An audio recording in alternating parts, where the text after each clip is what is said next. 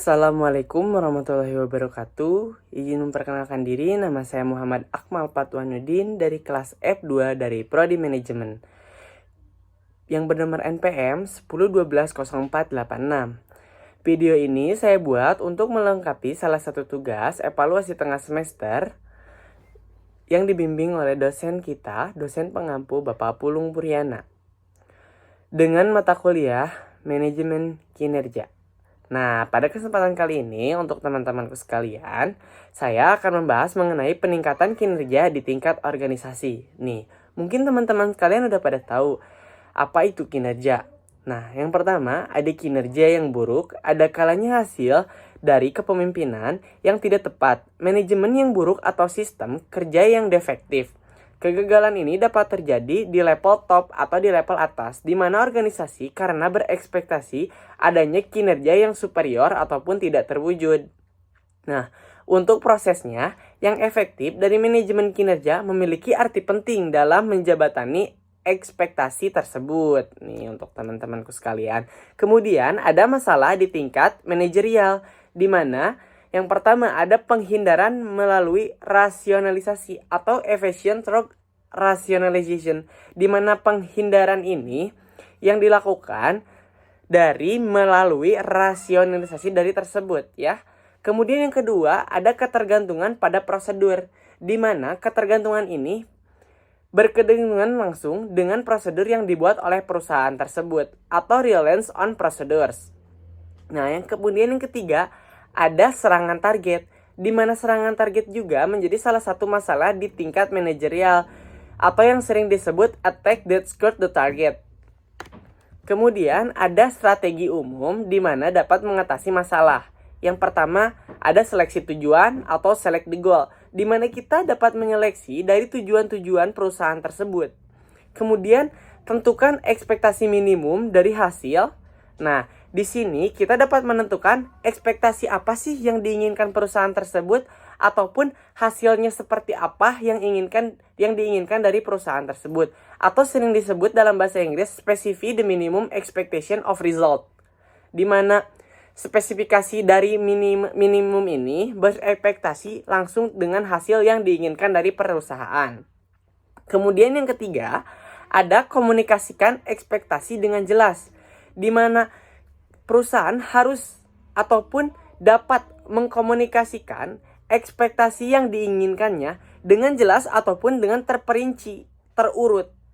Kemudian ada mengalokasikan tanggung jawab, di mana mengalokasikan tanggung jawab sangatlah penting, karena perusahaan dapat bertanggung jawab apabila ekspektasi yang diberikan tidak sesuai. Jadi ada bukti pertanggungjawabannya atau yang disebut allocate responsibility. Kemudian ada juga memperluas dan memperpanjang proses, yang dalam bahasa Inggrisnya disebut expand and extend the process, di mana hal ini dapat memperluas dari yang diinginkan perusahaan yang mengatasi masalah dengan memperpanjang prosesnya.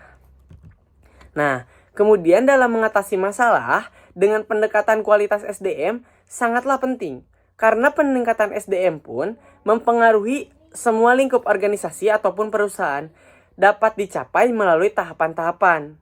Yang pertama, ada identifikasi masalah organisasi, di mana kita dalam berorganisasi atau membuat perusahaan harus mengidentifikasi hal tersebut.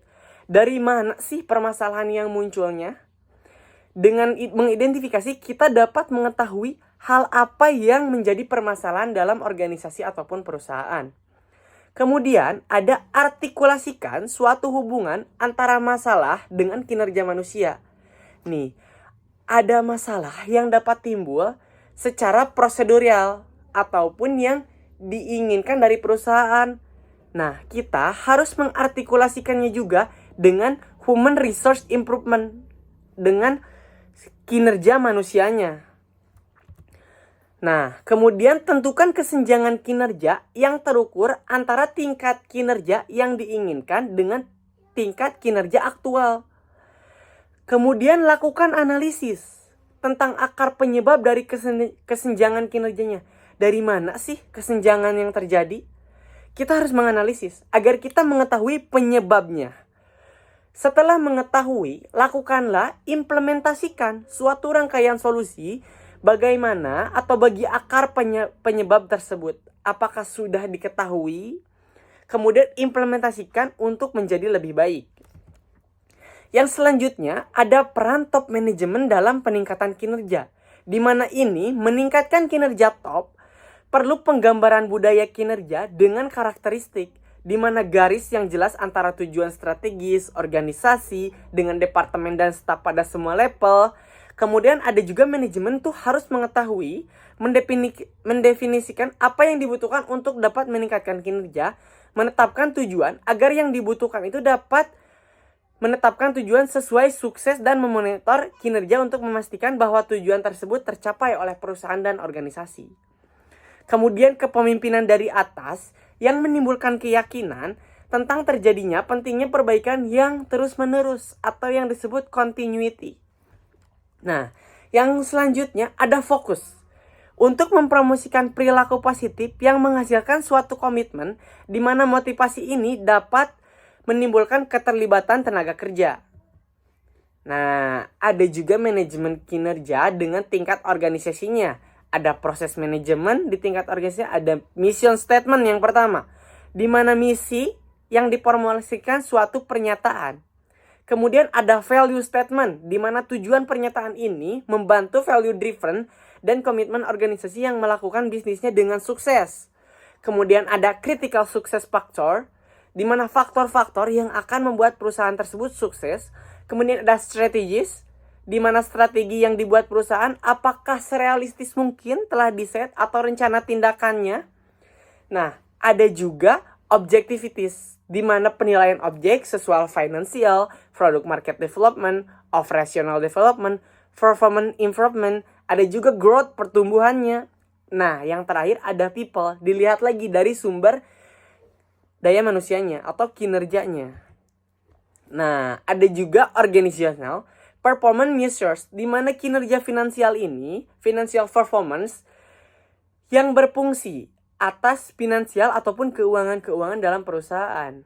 Kemudian ada kinerja operasional, dilihat lagi performa operasionalnya. Kemudian kinerja karyawannya, people performance-nya, apakah sesuai dengan yang diinginkan perusahaan. Nah, ada juga team balance scorecard, biasanya untuk menilai. Yang pertama, bagaimana sih pelanggan melihat kami, perspektif pelanggannya. Apa sih yang harus kita unggulkan? Yang kedua, perspektif internalnya. Kemudian dapatkah kita terus meningkatkan, menciptakan nilai? Perspektif inovasi pembelajaran. Yang keempat, bagaimana kita melihat pemegang saham ataupun perspektif keuangannya. Nah, ada juga peningkatan kinerja tim dapat disekti melalui objek, work plan, team performance review. Ada juga meningkatkan kemampuan, meningkatkan inovasi, meningkatkan kesempatannya. Ada 5 langkah nih.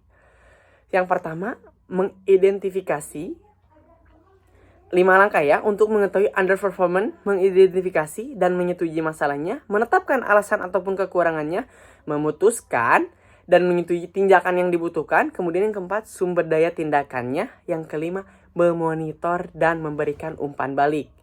Nah, mungkin sekian yang dapat saya sampaikan melalui penilaian kinerja.